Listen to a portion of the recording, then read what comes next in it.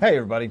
Today I want to talk about quarantining our fish and whether or not it's a good idea. And the obvious answer is, of course, it's a good idea. And I certainly recommend quarantining our fish when we get them. And I generally try to quarantine my fish when I get them. But I don't always, and there's various reasons why I won't on certain circumstances. So today I really want to talk about just sort of the general reasons we quarantine fish, reasons why we may not quarantine fish, how important is it, and that sort of thing. And I'm going to basically speak from my own personal experience, not necessarily what's recommended by the professionals.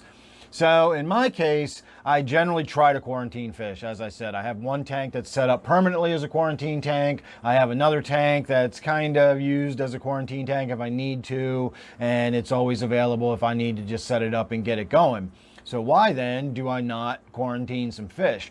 And in the case of today's fish, you'll notice some of the silver dollars swimming around here next to me. Those are the fish that I brought home, and they're fairly large. So I would not really have been able to put them in the quarantine tank that I have. Plus, the quarantine tank that I have already has some fish in it.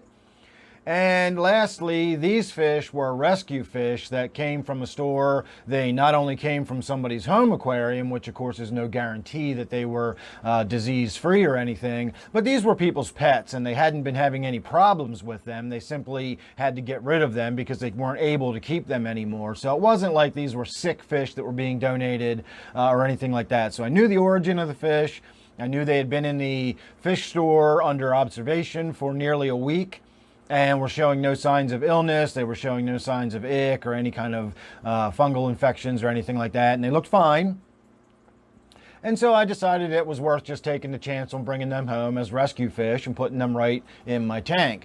There's a possibility that I may have put some disease or illness or something in the tank, but it's a small possibility. And that's really what it boils down to under most circumstances. When I think about whether or not I'm going to quarantine a fish, I think about what tank am I putting these fish in?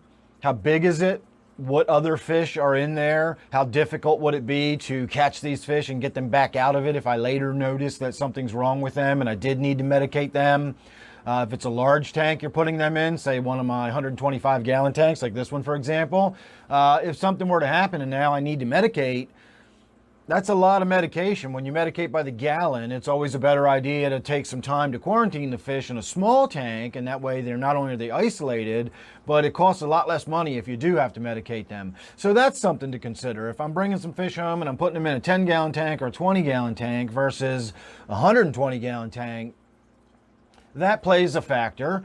What other fish are in the tank that I'm putting them in? If it's just some guppies and some random fish I have swimming around that I have no real emotional attachment to, and I know you can say what you want about that, but I'm speaking from my own personal experience. If it's just some random tank that's got a few neons and guppies and stuff swimming around in it, I'm not so worried about, taking a little bit of a chance of putting some other fish in there. If it's a tank that I've got a fish that I've had for 10 years and I've got emotional attachment to, I'm going to be a lot more cautious about just throwing brand new fish from the fish store into that tank because of the fish that I keep in there. So that plays a factor into it.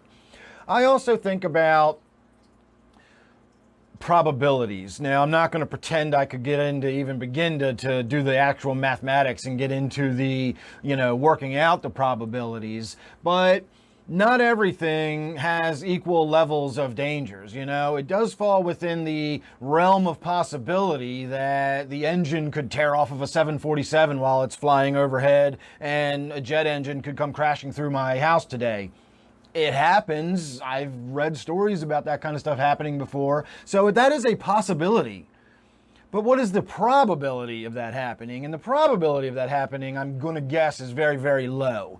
Again, I can't do the mathematics to support that, but I feel pretty confident in my guess that that's a very unlikely scenario. And when I think about bringing fish home, I have brought a lot of fish home over the years. And out of all the fish I've brought home, out of all the times I've brought fish home, maybe a handful of those times did I bring fish home that were problematic, that later became sick? There's been times where I've brought fish home that I knew had issues with them. I brought him home specifically to deal with those issues or whatever. That's not really what I'm talking about.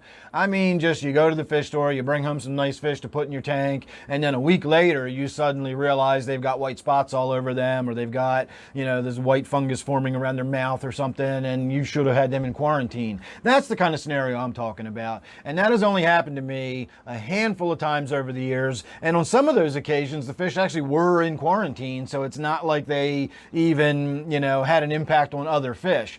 But for all the times I've brought fish home compared to the amount of times I've brought fish home that became problematic, the ratio is ridiculously small. I very, very seldom has that happened.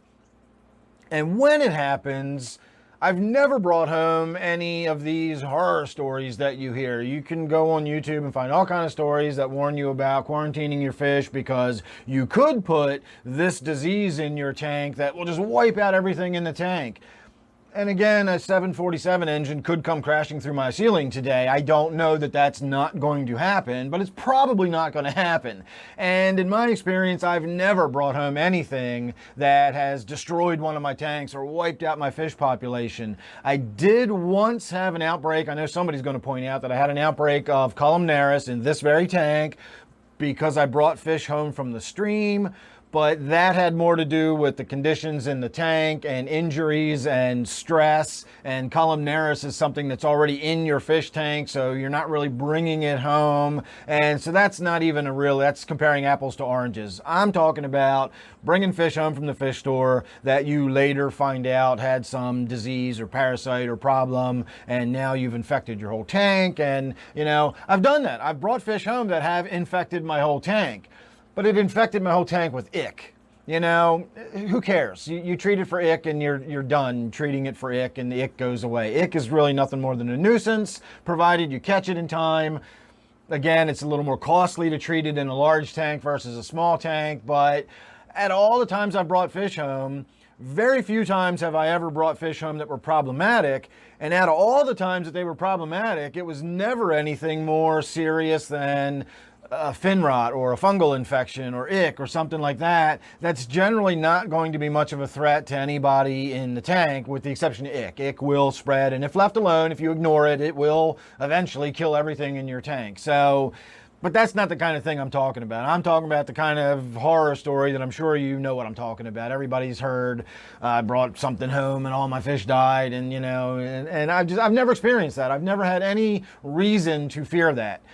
So today, when I brought these fish home, knowing the circumstances where they came from, knowing that they've been in the fish store under observation for several days, knowing the inconvenience of having to set up some sort of temporary tub that would house these fish and filtration and all that, it's easier just to put them in here, keep an eye on this tank for the next week or so, and as long as I don't see any white spots developing on any of the fish or any fungal infections or any problems, then I'm just not going to worry about it. And again, I know we're throwing the dice here, but when you think about the probabilities, and again, I'm just not too worried about it. So I'd be interested to hear what your thoughts are. How, religiously do you quarantine your fish, or were you one of those people that never would dream of ever putting fish in your tank without quarantining them first? And there's plenty of people out there that are like that. And if that's how you keep fish, then you do you.